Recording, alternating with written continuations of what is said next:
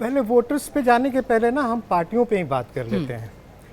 अब पहले मैं विपक्षियों की बात करूंगा। हमने देखा है क्या होता है जब भी कोई चुनाव आता है तो जिस वक्त हमें बहुत तेजी से तैयारी करनी चाहिए थी, जनता के बीच जाना होता है, करीब तब तक ना ये जो विपक्षी गठबंधन है वो इसमें लगा रहता है कि सीट शेयरिंग का जो मामला होता है कि किसको कितनी सीटें दी जाए, और जब तक वो सीट शेयरिंग पे पहुंचते हैं तब तक बीजेपी आधा से ज़्यादा मैदान मार चुकी होती है। तो पहली चीज़ तो इस पर डिपेंड करेगा कि ये सीट शेयरिंग और ये तमाम गठबंधन कब तक फाइनल होता है। अब दूसरी बात, हम बीजेपी की तरफ आते हैं, या कह लीजिए आप एनडीए की तरफ। आपने गौर किया या नहीं किया, लेकिन मैं गौर कर रहा हूँ कि ये तमाम चीज़ें चल रही हैं केंद्र में, पेपर लीक से लेके और चंदा चोरी तक के मामले तक। इन मामलों पे योगी आदित्यनाथ बहुत एक्टिव बोलते हुए नज़र नहीं आ रहे हैं। ये एक बहुत बड़ा रहस्य है, समझ में नहीं आ रहा। अब रही जनता की बात, विकास का एक्सप्रेसवे, उत्तर प्रदेश, ये नारे तो आएंगे ना, लेकिन कहते हैं ना कि छलावा, बहुत चीज़ें छलावा भी होती हैं। अब जीएसडीपी की बात की जाए, ग्रॉस स्टेट डोमेस्टिक प्रोडक्ट जो होता है, जीएसडीपी की अगर हम बात करें तो मानना पड़ेगा, तालियां बजानी पड़ेगी, उत्तर प्रदेश तीसरे नंबर पे है ये। लेकिन वहीं अगर हम पर कैपिटा इनकम पर व्यक्ति के बारे में बात करें तो वो 28वें नंबर से 30वें नंबर के बीच घूमता रहता है। वोटर तो प्रति व्यक्ति ही होता है, वो खुद पे देखेगा भैया कि मेरा क्या हुआ। अब इतने एक्सप्रेसवे बन गए ना, मेरी हिम्मत नहीं होती कि मैं गंगा एक्सप्रेसवे पकड़ के और प्रयागराज चला जाऊं। क्यों जाऊंगा भाई? 1800 रुपये मुझे देने हैं, अपनी गाड़ी, अपना तेल, अपनी ड्राइविंग, मैं क्यों ना बैठ जाऊं ट्रेन में?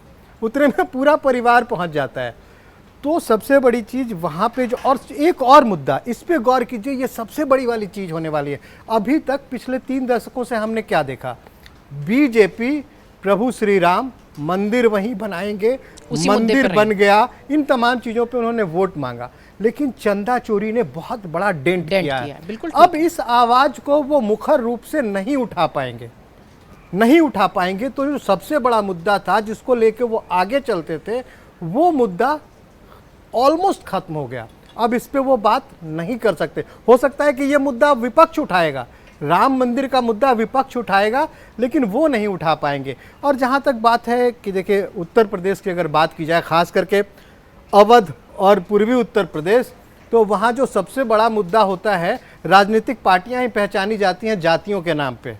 फलाने जाति के हो, फलाने पार्टी के हो, कोई एग्जिट पोल नहीं करना, कोई बहुत ज़्यादा एक्सपर्ट नहीं बनना भैया, फलाने को पता है किसे वोट देंगे। लेकिन एक चीज हुआ है, आपने गौर किया या नहीं किया, कि ब्राह्मणों और राजपूतों के बीच कहीं ना कहीं एक ड्रिफ्ट आया है।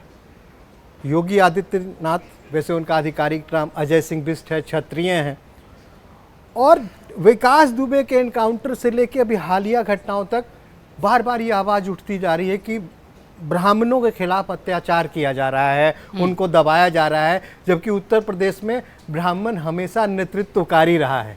और पिछले कुछ वक्त से देखा जाए तो ब्राह्मणों के हाथ नेतृत्व नहीं आ पा रहा है। और हमें ये भी मानना पड़ेगा, ये डीएनए ही है, शायद डीएनए है। अगर ब्राह्मण को ब्राह्मण कहते हैं तो उसमें कुछ ना कुछ तो क्षमता है, तभी आज से नहीं, युगों से उनको ब्राह्मण कहा गया है। तो कहीं ना कहीं ये भी एक बड़ा फैक्टर हो सकता है वहाँ पे, कि जातियों के बीच जो ड्रिफ्ट हो रहा है। और दूसरी चीज़, एक चीज़ और आएगा, मुस्लिम वोट।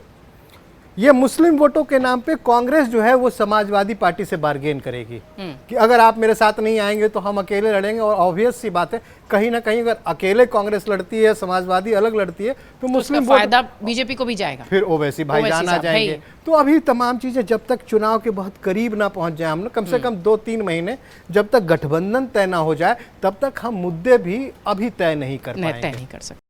अगर आप ये वीडियो YouTube पर देख रहे हैं तो हमारे चैनल को सब्सक्राइब कर बेल आइकन दबाएं, और Facebook पर देख रहे हैं तो हमारे पेज को लाइक करें।